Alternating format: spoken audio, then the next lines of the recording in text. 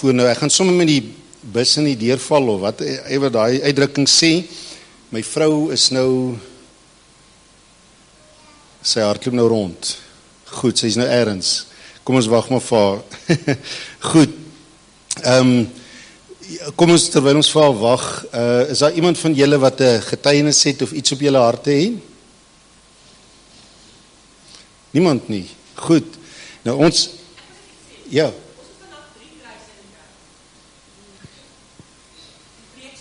O, yes, ja.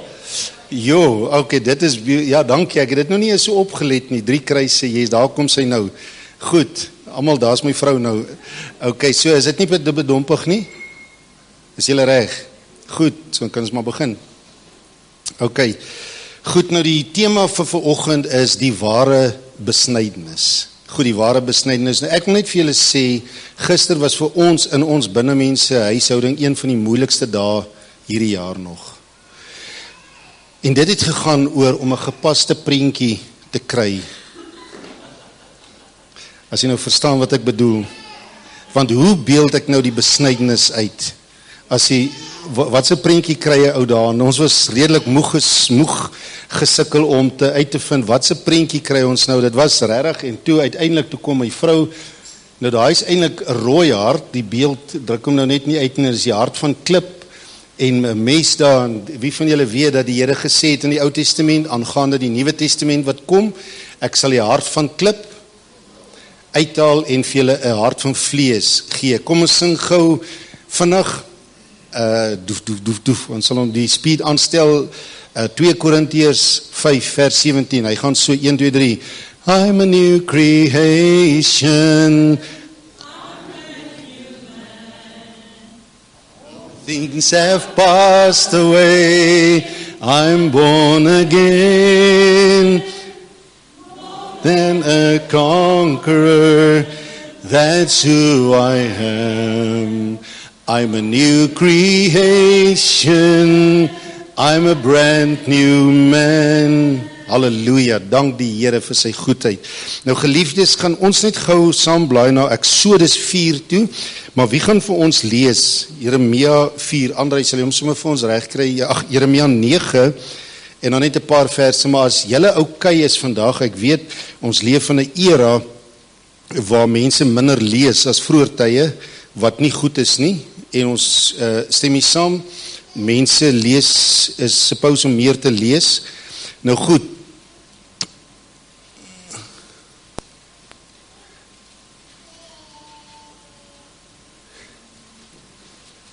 hier sê, ja, okay, ek is daar so, okay, Eksodus 4, nou goed, Andrei gaan nou vir ons lees, en dan gaan ons nou hier by middagtyd se kant, ons is mos lang naweek, so ons gaan lekker lang kuier. Nee, gaan ons eintlik na Kolossense toe, so, goed, nou Eksodus 4, nou ou geliefdes, kom ek vra gou so, help my gou, wat was die besnydenis in die Ou Testament? Ek onthou net, relax nou, ons gaan nou nie dit presies in detail bespreek nie, maar toe ek op Bybelskool was daar 'n senior student, en hy het op 'n kol, moes hy die dag in Mosselbaai loop preek het, en toe hy daar preek hy oor die besnydenis die dag, en elke keer as hy sê besnydenis, dan maak hy so, en na die tyd, toe kom 'n ou boer na hom toe sê, ou seun, ek is nou nie so geleerd soos jy nie, maar sover ek weet, het die besnydenis nie daar plaasgevind nie. Goed, maar in elk geval, afgesien nou van hoe dit plaasgevind het, dis hoekom ons nou sukkel om 'n prentjie te kry, maar, wie van die weet, hoekom is mense besny? Help my gou. Dit was 'n teken van die verbond, goed, so hulle was besny, en dan het hulle, help my gou, hoekom is dit 'n teken van die verbond? Wat moes gebeur het? Hoekom moes hulle besny geword het? Ja, maar hoe gehoorsaam aan? Hulle moes deel geword het van God se volk. So, as hulle nie besny was nie, was hulle nie deel van God se volk nie. Goed, so, en dit was wat het gebeur as Israel, as daar groot mense van die Amalekiete en die Hetiete en al die ouens, amper sê ek Tiete, maar toe maar ek sal dit nie sê nie, maar Maar so kom, sê nou maar daar was iemand gewees, en hy is nou al 'n groot man, hy is nie meer 'n kleintjie nie, hy was 'n groot man gewees, maar hoe moes wat moes hy gedoen het, as hy deel wil word van die volk van God? Dan moes hy besny word. Goed, so die besnydenis het iemand gekwalifiseer om deel van die volk van God te word. As hy nie besny, is dit nies. Julle lyk nou so, dis nou, ou moet nou daai vraagteken so reguit trek, laat dit 'n uitroepteken raak. Amen. Goed, so sê gou saam met my, die besnydenis, 1, 2, 3, het jou deel gemaak van die volk van God. Goed, dis nie Ou Testament. Goed, dit is die gebruik. So, met ander woorde, as iemand nie besny was nie, was hy nie deel van die volk van God nie. Nou kom ons lees nou 'n gruesome stuk, geliefdes, 'n vreeslike stuk hierso. Ek weet nie of almal van julle dit nou al gelees het en bekend is nie, maar dit is nogal 'n shocker as ons hierdie gedeelte nou gaan lees. Is jy gereed? Dis nou toe Moses terugkom van hy het moes gevlug en toe het hy in Moab gebly en hy het by sy skoonvader gebly en hy het teruggekom, die Here sê vir hom, gaan terug is Egipte toe, sodat jy my volk uit die Egipte land kan uitlei. Goed. En op pad, nou is hy op pad terug, nou is hy gehoorsaam en hy is op pad terug, maar hoor nou hierdie verskriklike gedeelte in die Bybel. En op pad, in die herberg, het die Here, nou daai woordjie Here sal jy sien daar so in die Bybels, sal staan alles in hoofletters, die H en die E is hoofletters en die R en die E. Nou wat ek altyd sê, as dit staan H met 'n hoofletter, E met klein letters, beteken dit Lord in die Engels. Maar die Hebreëse woord, as alles in hoofletters staan, is die Hebreëse woord daarvoor is Yahweh, wat beteken die verbondsgod. God van 'n verbond. En op die pad in die herberg het die Here, het Yahweh, hom teëgekom en sê gou vir my, wat staan daar? Sê gou vir my in die Bybels, wat staan daar? God wil hom doodmaak. Nou sien ek die ouens wat nie lees in hulle Bybel nie, kyk so op en sê, is dit wat daar staan? Dis wat daar staan. God wou hom doodmaak. Het u geweet daar was 'n dag wat die toorn van God ontvlam het oor Moses en dat God vir Moses wou doodmaak? Dis nou nie Etienne wat dit sê nie, dit staan hier in die Bybel. Nou het ek almal se aandag. Goed.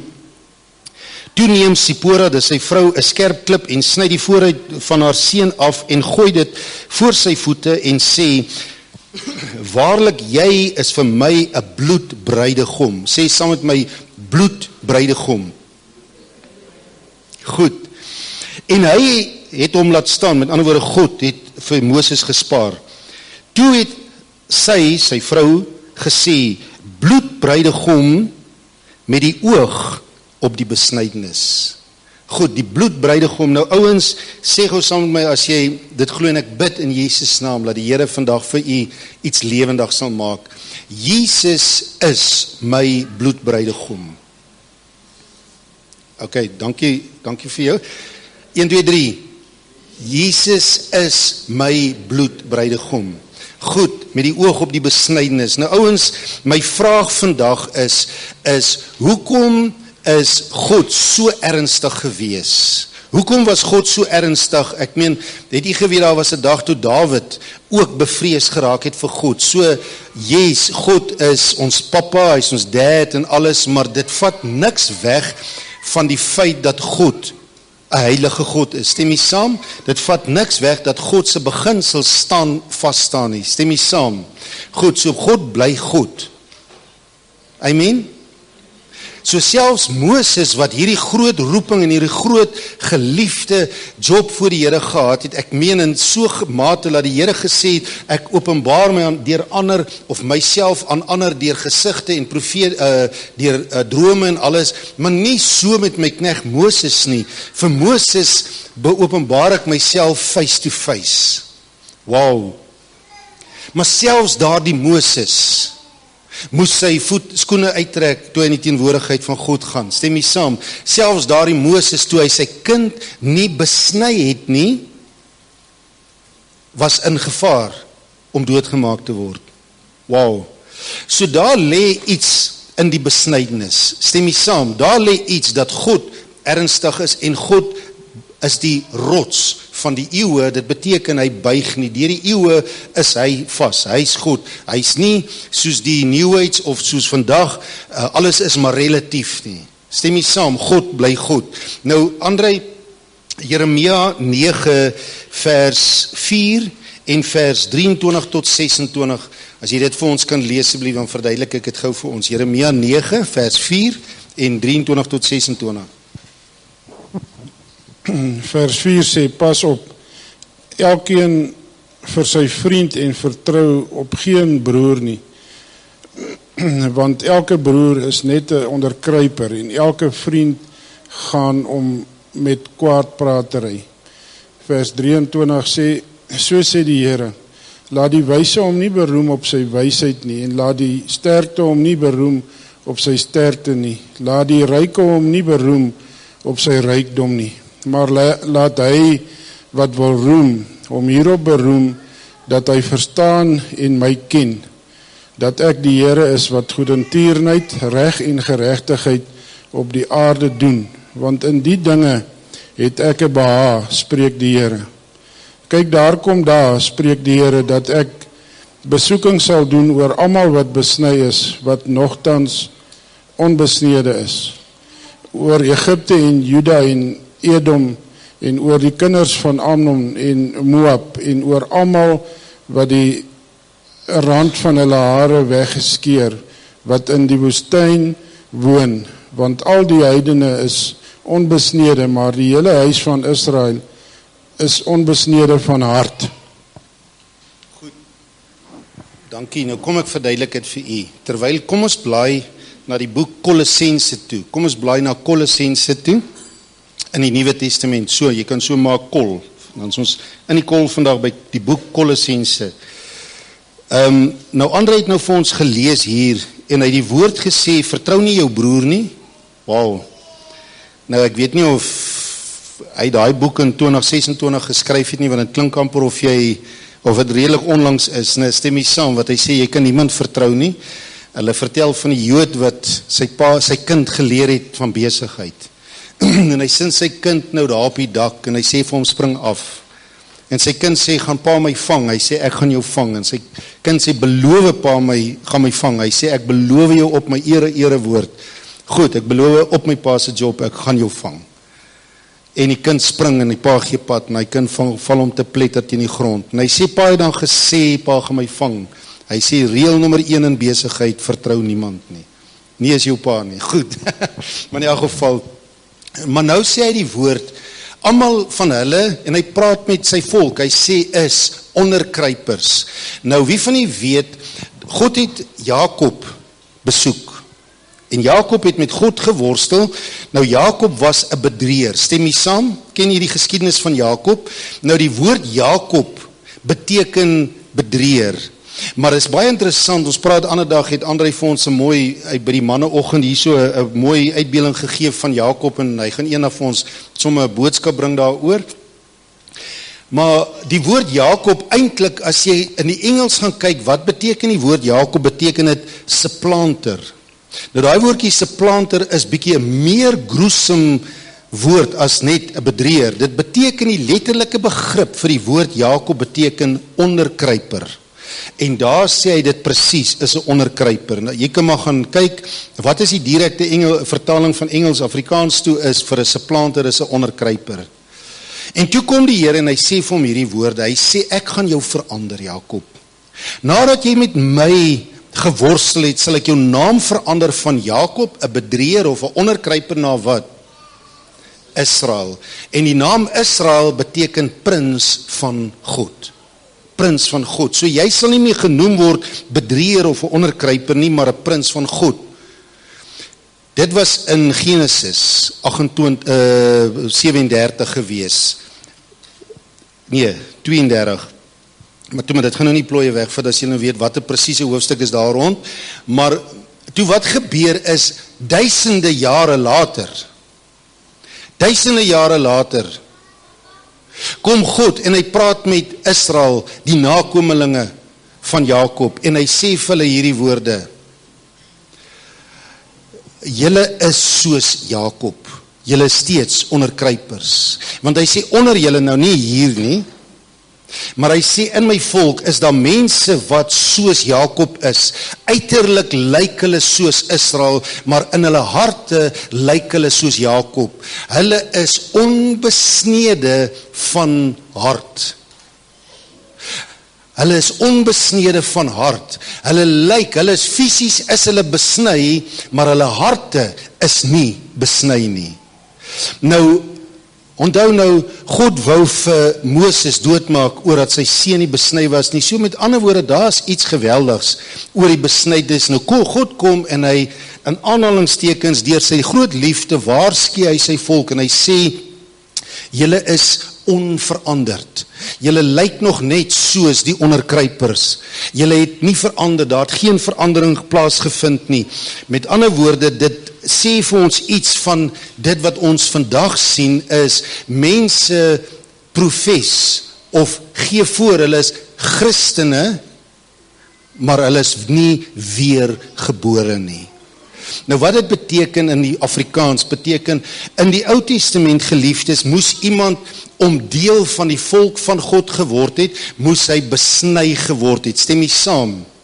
Nou kom ek skok u vandag wat baie keer geleer word wat 'n dwaling is, wat nie die waarheid is nie, en gooi my nou maar met klippe. Die doop het nie in die plek van die besnydenis gekom nie. Dis 'n Heidelbergse dwaling. Goed, of Calvinisme, en jy weet, ek glo nie aan Calvin nie. Goed, skok ek u nou. Amen. Wie van die sê Luther yes, Calvin no? Nou goed, ek glo nie aan al daai goed is nie, maar ek gaan nou nie daarop nie, maar geliefdes, so die doop het nie in die plek van die besnydenis gekom nie. Dit staan nie in die Bybel nie, dit is 'n misvatting, maar in elk geval, in die Nuwe Testament het Jesus gesê, daar was 'n man met die naam van Nikodemus, 'n fariseer wat stilletjies in die nag gekom het en hy herken vir Jesus, Johannes 3, en hy sê vir Jesus, niemand kan doen wat u doen nie. Hoe moet ek maak om in die hemel te kom? Hoe moet ek maak om in die koninkryk van God te kom? Wat moet gebeur vir my om deel te word van die kinders van God? Van die geestelike Israel, van die kerk, van die bruid van Christus? Wat moet met my gebeur? En wat antwoord Jesus, as jy nie? Sê vir my kliphard, as jy nie weergebore word nie. Jy gaan sê, as jy nie weergebore. Kom ons sê dit hard, ouens, as jy nie weergebore word nie. Geliefdes, wedergeboorte is die besnydenis in die Nuwe Testament, nie die doop nie. Halleluja. So, kom ons gee die Here sommer, iemand klink my as 'n babietjie wat wil hande klap, maar kom ons volg hulle en sê, kom ons gee vir die Here 'n hande klap vir die wedergeboorte. Nou ouens, geliefdes, om in die hemel te kom, of om deel te wees van die volk van God, moet jy weergebore word.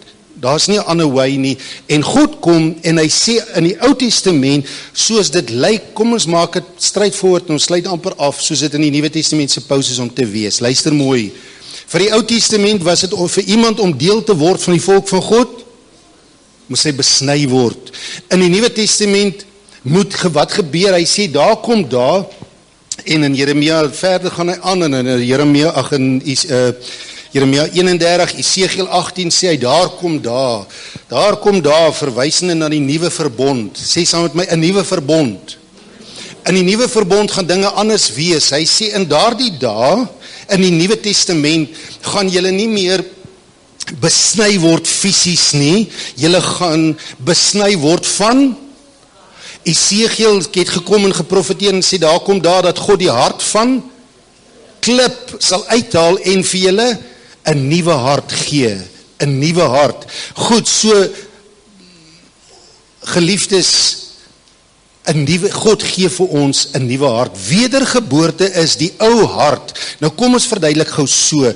God sê in die Ou Testament, Israel, julle lyk nie anders as die wêreld nie. 1 Petrus 2 vers 9 sê, you are a chosen generation, you are a peculiar people, you are called by God to be separate. En ek onthou op Bybelskool toe ons daai Griekse woorde so geleer het. Kaleo, ekklesia. Nou wonder jy, wat beteken dit? Wat beteken die woord kerk in die woord Grieks? Wie van julle weet, wat het al die Griekse woord vir die woord kerk in Grieks gehoor? Mooi, ekklesia. Ekklesia beteken called out ones. We are called out of this world. Ons is uitgeroep uit die wêreld uit. Nou sê hy Israel, maar julle lyk fisies besny, maar julle harte is onbesnede, julle lyk soos die wêreld. Nou ek onthou, hoor nou gemooi. Hier kom 'n vark. En ek sê vir die vark, jy moet jou nou soos 'n skapie gedra, en hy sê, is reg, ek sal. En hy gedra hom nie, en dan beklei jy met die vark, en jy sê vir hom, luister die skapie, jy's 'n skapie, en hy sê, ek try my bes. En dan kom daar 'n dag, dat jy hierdie mooi lightbulb moment kry, en jy vat 'n skaapvelletjie, en jy trek vir hom aan. En hierdie vark word toegemaak, en hy lyk soos 'n skaap. En dan kom hy, en hy loop tussen almal, en dan kom daar 'n modderpoel, en wat doen hy vark? Hy gaan rol, en jy sê vir hom later, luister, jy lyk dan nou al soos 'n vark, soos 'n skaap. Jy's presies net soos die ander kerkmense, jy lyk presies soos hulle. Maar geliefdes, sy hart bly die hart van 'n vark. Unless hy weergebore word, unless hy sterf in homself, en opstaan as 'n vark, as 'n skaap.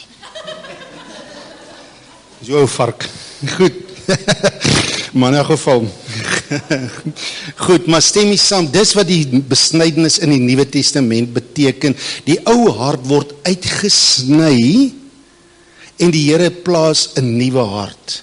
En nou, hoor nou wat sê die boek Kolossense. Kom ons lees net gou, is jy reg, as ek net gou so 1/2 uur vir ons 'n lekker lang stuk, van hoofstuk 1 tot die einde toe. Nee, ek grap met, nee. Sit gou so, dan lees ons net gou 'n bietjie saam. Is dit reg so? OK. Hoofstuk 1 vers 24, nou have mercy, dis 1 keer 'n jaar wat ons so diens het soos vanoggend, wat ons net 8 uur begin om nog steeds dieselfde tyd klaar te maak, as wat ons altyd klaar maak, want dit gaan daaroor dat ek nou baie gaan lees. Is dit reg so? Hoofstuk 1 vers 24 sê, nou verbly ek my in my lyding vir julle, en vul my vlees aan die oorblyfsels, met ander woorde my deel, van die verdrukking van Christus vir die liggaam wat die gemeente is, waarvan ek 'n dienaar geword het, volgens die bediening van God wat aan my gegee is, in julle belang, om die woord van God te vervul, naamlik die verborgenheid wat van die eeue af en geslagte af verborge was, maar nou geopenbaar is aan die heiliges. Nou ouens, die Here kom by Daniel en hy sê vir Daniel, hy gee vir hom al hierdie gesigte en al die goedes, en dan sê hy, verseël hierdie boek en hou dit toe tot aan die einde. Dan dink mense, daai boek Daniel moet nog vervul word. Daniel is reeds vervul. Is sjokker, want hy sê, verseël hom tot aan die einde. En ons, wanneer die einde gekom in Handelinge, sê hy, in hierdie laaste dae sal ek my gees uitgiet by die Pinksterdag. Maar hoor nou, hy sê, dis nou geopenbaar, dis nie meer geseël nie. Wat is daai verborgenheid? Hy sê, aan wie God wil bekend maak, wat die rykdom van die heerlikheid van hierdie verborgenheid onder die heidene is. Dit is, sê saam met my, dit is, wat is dit? Dit is, hier staan dit, Christus onder julle die hoop van heerlikheid. Die Engels sê, Christ in you the hope of glory. Dis die verborgenheid wat nou geopenbaar is.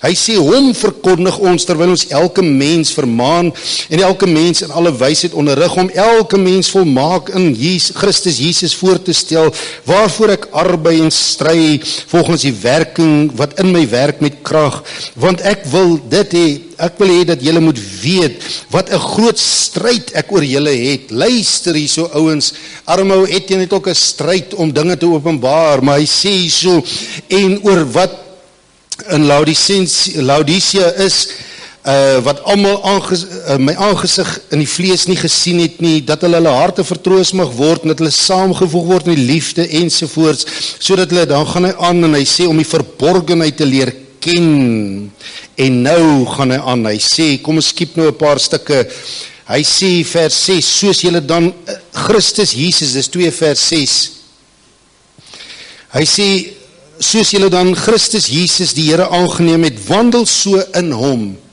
Ouens, in die Ou Testament het Henog en almal met God gewandel, in die Nuwe Testament wandel ons in hom, maar gewortel en opgebou in hom, bevestig in die geloof, soos julle geleer is, terwyl julle daarin oorvloedig is in danksegging. Pas op, met ander woorde, hy sê, gaan in hierdie dae mense kom, wat julle wil beroof van julle vryheid in Christus. Hy sê, dat julle nie as buit weggevoer word deur wysbegeertes en nietige misleiding nie, volgens die oorleweringe van die mense, volgens die eerste beginsels van die wêreld, met ander woorde die Ou Testament, en nie volgens Christus nie. Want in hom, nou kom ons by die punchline, want in hom woon al, nie sommige nie, jy kan 'n rooi pen vat, dan merk jy dit in die Bybel, al, woon al die volheid van die Godheid liggaamlik, en vers 10, wow, en julle het die volheid in hom, wat die hoof is van die owerheid, van alle owerheid en mag. Wat beteken Christ in me, the hope of glory? Amen. Christus in my, die hoop van heerlikheid. Nou, hoekom het dit gebeur? Hoekom het Christus sy volle heerlikheid, wat van die hemel af gekom het, aan die kruis gesterf het, en opgestaan het, en die dood oorwin het, en aan die regterhand van God gesit het, en sy gees uitgegiet het, oor ons, die volheid, sê saam met my, die volheid, van die Godheid, om in my te woon. So, the fullness of God is in me. Maar hoe gebeur dit? Hy sê, in wie julle ook besny is, met 'n besnydenis wat nie met hande verrig word nie. So dit was nie 'n eksterne, 'n Ou Testamentiese manier van besnydenis nie. Hoe lyk die besnydenis in die Nuwe Testament, waaroor God so ernstig is, dat in die Ou Testament Moses die gevaar gestaan het om doodgemaak te word? Hoekom is hierdie Nuwe Testamentiese besnydenis, die wedergeboorte, so belangrik? Hy sê, in wie hulle besny is, met 'n besnydenis wat nie met hande verrig word, deur die liggaam van die sondige vlees af te lê in die besnydenis van Christus, omdat julle saam met hom, kyk gou mooi, saam met hom begrawe is in die doop, waarin julle ook saam opgewek is deur die geloof in die werking van God, wat hom uit die dode opgewek het. Geliefdes, kom ons lees dit gou stryfvoort, en as ons die boek Romeine 6 gaan lees, en sien ons wat dit vir ons eintlik baie mooi verduidelik. Dit beteken dat die wedergeboorte gebeur so, God kom en hy vat die ou Etienne, die vark hart, en hy haal dit uit my hart uit, hy haal dit uit my lewe uit, en hy plaas 'n nuwe lewe in my. Wat het God vir Adam gesê? As julle van hierdie boom eet, wat sal gebeur? Sal julle sterf. Het hulle fisies gesterf? Nee, hulle het geestelik gesterf, en daarom moes hulle gees weer gebore word. Nou, dit is straightforward wat dit beteken. En nou, omdat ek weer gebore word, is ek getroud, is ek in hom ingedoop, in sy identiteit ingedoop. Stem jy saam? Die woord doop beteken identifikasie, wat Galasiërs 2 vir ons sê. So, om geïdentifiseer te word met, nou ons het onlangs 'n pragtige troue gehad, daar staan 'n model van 'n man, is mos wat ek moet sê is, ja. Maar wat 'n mooi troue was dit nie, en dit was beautiful, die Here was daar en dit was net 'n blessing. Maar daar staan 'n man, sy van is Enslin, maar hy trou met 'n girl wat sy van Myers was, Myers, dis nou verby, so, goed, dis nou nie meer, maar daai dag toe sy sê, I do, toe word sy in Jean-André ingedoop en daarvan verander vir altyd van Myers na Enslins toe. Dis die doop.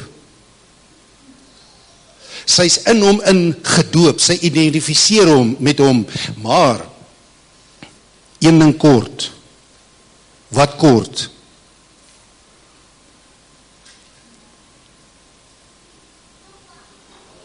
'n ring. As Ursia weier, dank Vader, sy het nie. Maar as Ursia gesê het, maar ek wil nie 'n ring dra nie, ek is met jou getroud, ek is alles, maar ek wil nie hê laat almal sien ek dra jou ring nie, gaan dit lekker wees, Jean-André? Gaan 'n ou vra hê? Nou geliefdes, die doop, die fisiese doop in water is die trouring, is jou trouring, dit is 'n uiterlike teken van wat innerlik gebeur. Dit is 'n uiterlike teken wat wat beteken die doop, het ek nou net gelees, en ook Romeine 6, dit beteken om in Christus saam met hom te sterf, my kruis op te neem en te sterf, en die ou Etienne sterf, en ek staan op in 'n nuwe lewe in Christus. En om jou nie te laat doop nie, is soos om te weier om jou trouring te dra. Wow. Want dit is jou uiterlike belydenis van wat innerlik gebeur. En dit is wat die woord van God vir ons leer. Geliefdes, en dit is waaroor die kruis van Jesus gaan. En Jesus gesê het, ek is ernstig oor die vernuwing van jou lewe. Ek is ernstig, God is ernstig, en hy gaan nie aan, kom ek sluit gou af, net nog so 'n halfuur maak grap, kom ons lees, ons gaan dit kort maak. Vers 13, hy sê, en julle wat dood was, deur die misdade en onbesnedenheid van julle vlees, het hy saam met hom lewend gemaak, deurdat hy, nie ek nie, halleluja, as ek rede gehad het om te roem, het ek moeilikheid, stem jy saam, hy sê, wat hy saam met hom lewend gemaak het, deurdat hy julle al die misdade vergeef het, en nou kom ons kyk gou, my vrou gaan nou vir ons daar 'n ding sê, kom ons kyk gou in die Bybel vers 14, hy sê, en die skuldbrief, wat teen ons, met sy insetting ons vyandig was, wat het hy met ons skuldbrief gedoen? Hy het dit uitgedelg, nommer 1, of eerstens, hy het ons die misdade vergeef, daar staan dit, hy het ons die misdade vergeef, nommer 1, nommer 2, hy het ons skuldbrief, het hy uitgedelg, hy het dit weggeruim, en derdens, hy het dit aan die kruis, ek gaan nou daai beskryf, en derdens aan die kruis vasgeslaan, nou kom ons verduidelik het gou, ouens. Psalm 51, sondig Dawid, stem jy saam? Of dis 'n psalm wat geskryf is oor Dawid se sonde met Batseba, wat dui op ons sondes. In vers 5 sê Dawid hierdie woorde, hy sê, Here, ek kan nie meer nie. Wie van u het ook gekom by 'n punt wat sê, ek kan my sonde las nie meer dra nie. Hy sê, elke dag is dit soos 'n bilbord voor my. Nou, geliefdes, dank die Here vir sy vergifnis, maar wie van u het al gesondig? Almal van ons, sê die Bybel. En dan was daai sonde soos 'n bilbord. Hy sê, my sonde is elke dag, every moment of every day is dit soos 'n bilbord.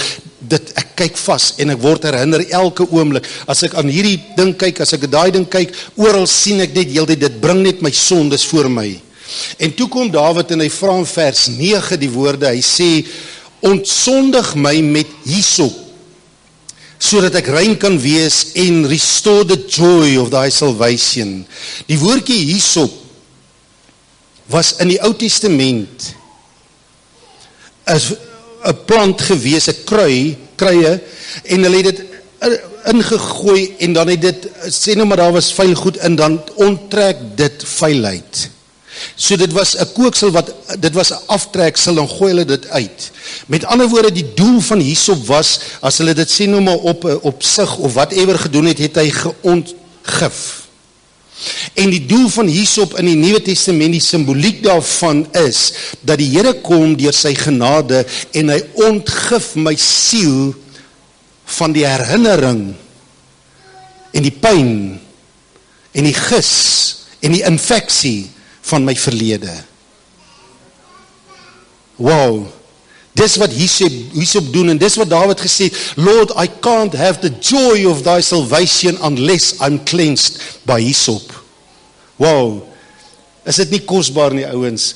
En nou, hoor nou mooi, hy sê hierdie woorde, hy het dit uitgedelg, en daai woordjie uitgedelg beteken letterlik, nou vir die van julle wat rekenaartaal ken, soos ek, nee, ek joke nie, maar in elk geval, ek is nie 'n rekenaarfoenie nie, maar it is erased out of our stained souls and it cannot be retrieved. Wat beteken in rekenaartaal is hy gedelete, en jy kan maak wat jy wil. Jare terug het ek amper geflou. Ek het 'n boek geskryf. Vroeger tyd het ek baie geskryf, en ek moe, tik dit op die rekenaar. En ek sit al my energie in om dit op die rekenaar te tik, en ek dink ek is goed, bladsy vir bladsy, 'n hele handleiding. En glippie kom, ek kan nie onthou of die krag gedip het of iets, en alles word delete. En ek vra vir Irene, ag asseblief, ek kan nie alles oor nie. There's no way we cannot retrieve it. En ek onthou daai magteloosheid, maar geliefdes, net in die teenoorgestelde, dink aan die magteloosheid van Satan. Toe Jesus al jou sondes gedelete het, en hy dit nie kan retrieve nie, om jou te herinner nie. Halleluja, halleluja. Dis wat hy gedoen het, toe hy dit uitgedelg het. En daai woordjie, en die volgende ding wat Jesus gedoen het, wat hy daar so sê, hy sê, vers 15, en nadat hy die owerhede en die magte uitgekleed en in die openbaar tentoongestel het, daai woordjie tentoongestel in die openbaar, die Engels sê, made a public spectacle of the devil. Nou wat daar gebeur het, is, goed, in die Ou Testament, in die gebruik van daardie tyd, as twee lande teen mekaar geveg het, en die een land het die ander land gewen, dan het die koning van hierdie wat gewen het, daai ander koning kaal uitgetrek, en hom op 'n donkie gesit, dan het hulle op die plein, stadsplein met hom geloop en hom bespot. En dit is wat Jesus aan die kruis met die duiwel gedoen het. Hy het al die maghebbers, die grip wat die duiwel oor jou gehad het, Jesus het dit eintlik klaar voorwin. Hy het die duiwel uitgeklee, and he made a spectacle of the devil. Kom ek verduidelik vir u ten slotte. Wat het hier gebeur? Wie van u onthou die Tweede Wêreldoorlog? Wie van julle kan dit nog onthou? Asof ons daar was.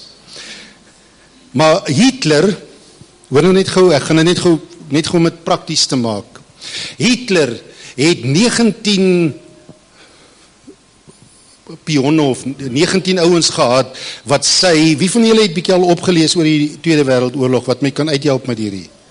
Niemand nie. Joe, nou kan ek vertel wat ek wil, julle gaan my almal glo. Ek joke net.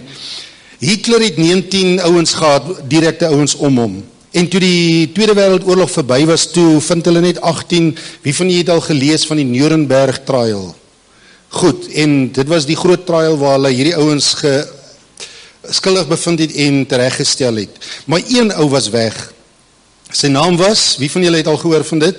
Adolf Eichmann. Nou goed, julle kan gaan lees die lewe van Adolf Eichmann. Nou Adolf Eichmann het geroem daaroor, sy eerste jobkaart was om die Jode dood te maak. Hy was die brein van die Holocaust, van die gas chambers en alles. Hy het, ek weet nie, julle moet my nou help, 6 of 7 miljoen Jode doodgemaak, met sy groot trots. Goed, so, en hy was die ou wat ontvlug het, en hy is toe Engeland toe, en hy toe glip, en hulle kry hom nie. Maar moenie met Israel krap en dink hulle gaan jou los nie. Goed, in 1946, September 1946 is die trial verby en hulle is tereggestel en alles. En daai ou is los. 1961, met 'n lang storie, toe spoor hulle hom op in Argentinië. Toe sy naam iets anders, Otto something, en hulle op 'n manier vang hulle hom en hulle bring hom terug Israel toe. In Jerusalem in 1962 begin die trial. En so vat hulle daai tyd 'n bioskoopsaal en hulle omskep hom in 'n hof.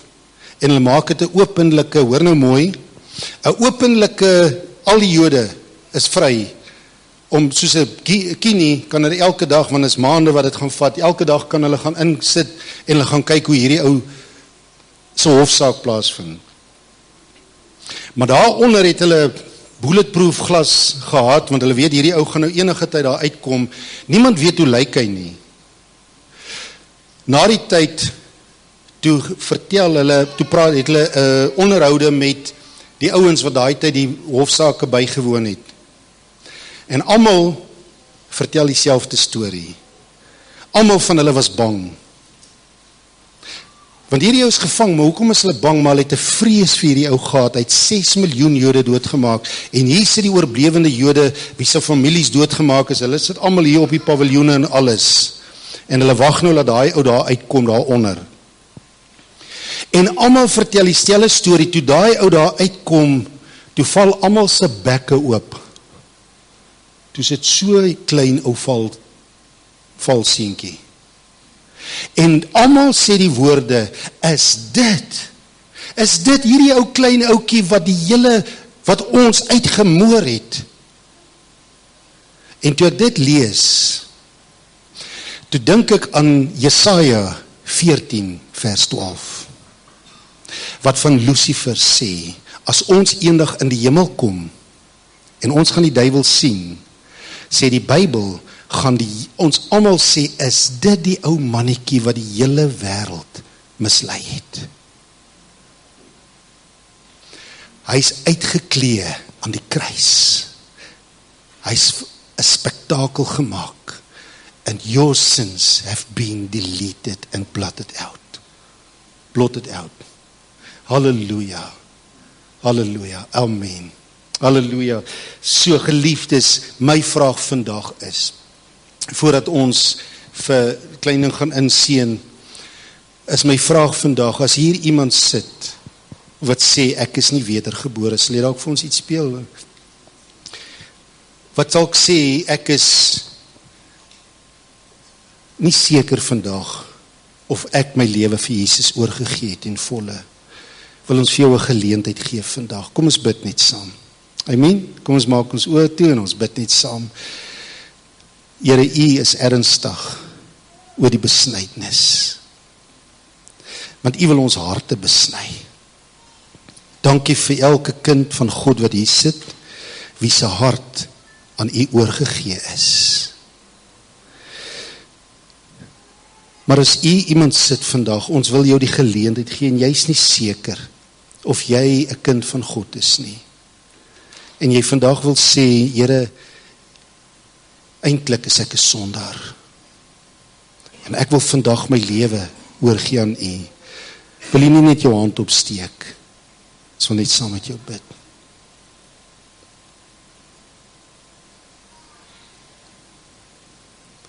Dankie, Jesus. Is daar nog iemand? Here, ons dankie vandag dat ons mense vandag voor U bring. En ons kan bid in die naam van Jesus. Dat U hierdie kosbare mense sal genade gee. En wil jy nie vandag net daar waar jy is, sê, Here, ek kom as 'n sondaar voor U. En ek gee my hart oor aan U. Wil U my hart vat en die ou hart uithaal uit my lewe uit. En vir my ook die hart van Jesus gee. wil U my 'n nuwe skepping maak in die naam van Jesus. Ek ontvang U vergifnis vandag. Ek ontvang U vrede in die naam van Jesus Christus. En ek dank U, Here, dat ek kan bid dat U Heilige Gees ook in my woon, kom woning maak. En dat ek 'n nuwe skepping is, deur die besnydenis van hart, in Jesus naam. Amen. Halleluja. Amen.